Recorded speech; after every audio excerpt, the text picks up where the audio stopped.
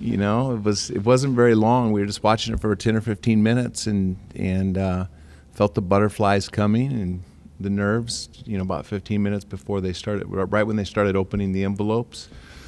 And it was going really, really well there for a second. Then all of a sudden there was a little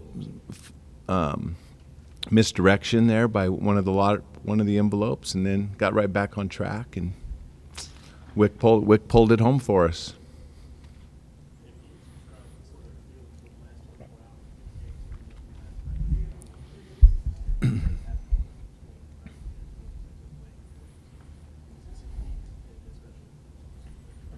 Yeah, I mean, first of all, I mean, regardless of one or the other, they're completely two different situations. One's a lot about the future, and one is in the present. And you know, this team has been a lot of fun to be around this year.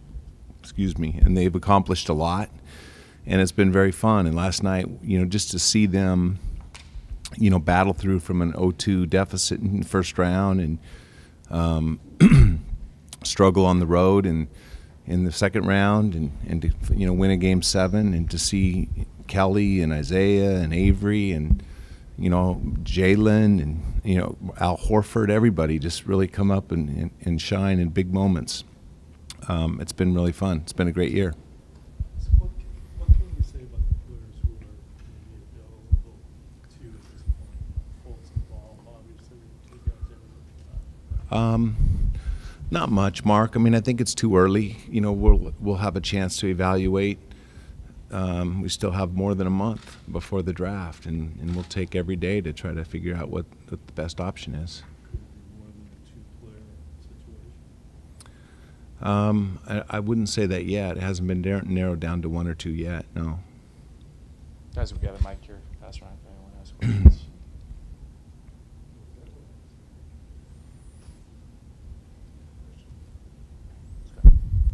Danny, how much outside interest do you think will be in this pick?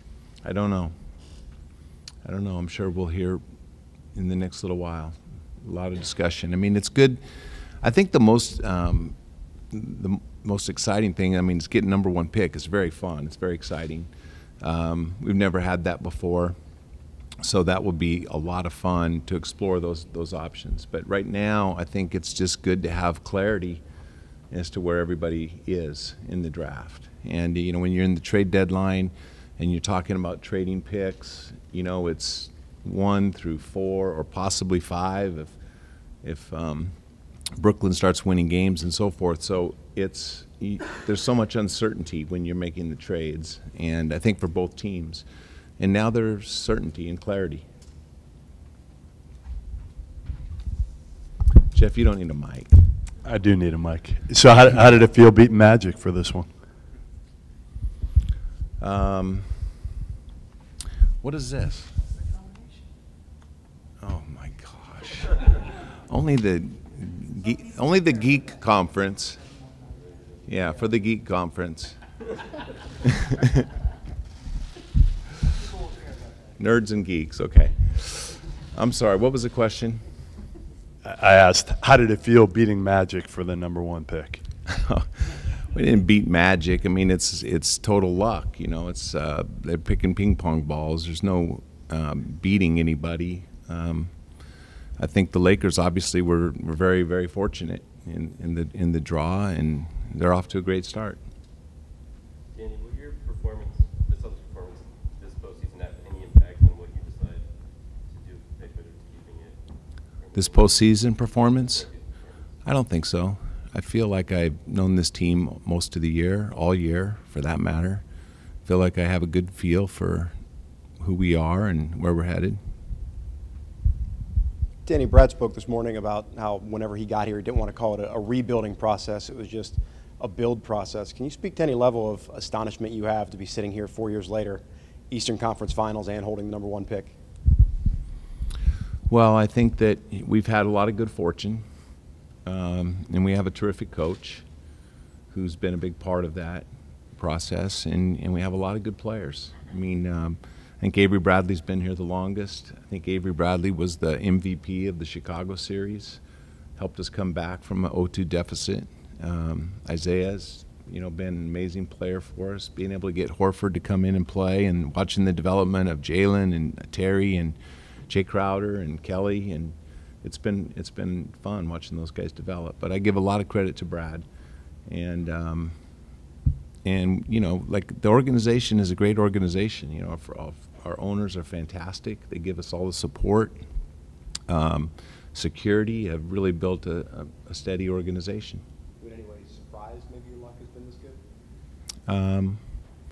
No, I'm never surprised. I mean, you hope for the best, and you plan for any possible scenario, but you certainly always are hoping for the best.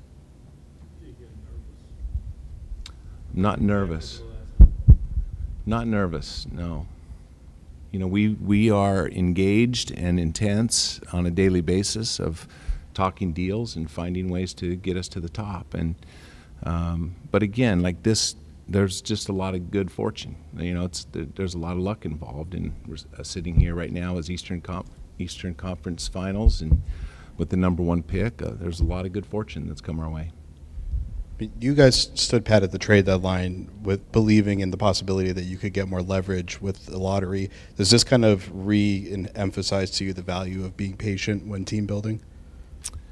Well, I think sitting here right now with the #1 pick in the draft, the answer is obviously yes. And sitting in the Eastern Conference Finals, I think the answer is obviously yes. And I think that being patient, sometimes you need to be patient. It's hard for me to be patient. I like action. And but we have a good group of guys around us, my whole staff and ownership, and we sit and we calmly try to figure out what the best path is to take, and don't want to make any mistakes. And so far we've been pretty good.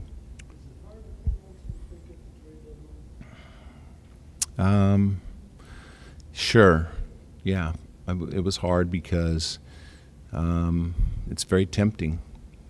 It's very tempting. A lot of people want the picks, but we just didn't think that we're getting the value for the pick. How do you feel that the top of this draft, top 3 or 4 picks, compare to maybe years past in terms of talent? I don't know, Jeff. I mean, that's a tough one. And I mean, I think it's a little bit deeper. I think the very top of the draft, it's not as obvious as some and more obvious than others. The lines of separation through this draft. But I think that it's going to be a tough choice for us, where we sit at #1, and with #1, there's sometimes there comes a little bit more pressure for the player that comes with high expectations to live up to past #1s. Most likely, the #1 is going to be a freshman in college, and so that's a little bit different than some #1s have been. We certainly don't have expectations for a #1 pick to come in and just turn our franchise around and make us a better team than where we are right now in the Final Four. I think that they can add to our team and help us in some capacity, but I think it's dangerous to think that a 19-year-old's going to come in and transform our franchise. You would all look at how he'll fit in with Isaiah, whoever you draft. No, Is that at all factor? not at all. Isaiah can play with anybody. He can play 2-guard. He can play. I mean, he can play whatever. He's just a basketball player. He's a scorer, and he's a great off-the-ball player as well. How many times did you see Fultz this year in person? I think 6 times. Yep. Would have seen him a 7th, but I think he was injured in one of the games I was out west. And I saw Ball play the same, and Tatum, and Jackson. Yeah, I saw them all. No, but like between 5 and 6 or 7, about the same, yeah. But we watched all their possessions on tape, and once you've seen a player a couple times, and you see their body and you see their quickness, and then you can watch a lot to supplement that. Final But we have a great staff, and that has watched all these guys. I mean, we've seen them probably 15 to 18 times in person each, or, collectively as a staff. All the digits in your lottery number added up to 18, so is this a moment that you're Uh-oh. There's the geek question. Yeah. Yeah. 16, 17, 27. Fuzzy math. It was a good story. Let's stick with it. Yeah.